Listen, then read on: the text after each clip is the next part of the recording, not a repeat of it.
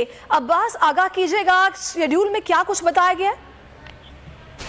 देखिए, बरीगाला में आज इमरान खान की जेर सदारत दो अहम फैसले हुए हैं। एक फैसले पर इम्प्लीमेंट हो गया है जिसमें इमरान खान ने को पार्टी की सीनियर क़यादत की तरफ से कहा गया था कि फौरी तौर पर शहबाज गिल से मुलाकात के लिए प्रिम्स जाया जाए और ये अटेम्प्ट की जाए, जिसके बाद इमरान खान प्रिम्स हॉस्पिटल पहुंचे। और दूसरा अहम फैसला ये था कि कल शहबाज गिल की रिहाई के लिए एक बड़ी एहतजाजी रैली का इनेकाद किया जाए।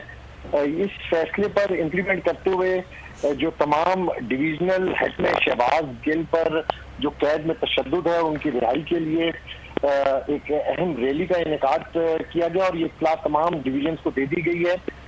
रैली की क़यादत इमरान खान 0 पॉइंट से करेंगे। रावलपिंडी से जो रैली के शुरा हैं वो भी फैजाबाद और 0 पॉइंट पर इकट्ठे होंगे, जहां से रैली 6:30 और 7 बजे के दरमियान निकलेगी और ये एस9 पार्क पहुंचेगी, जहां पर इमरान खान एक अहम खिताब करेंगे।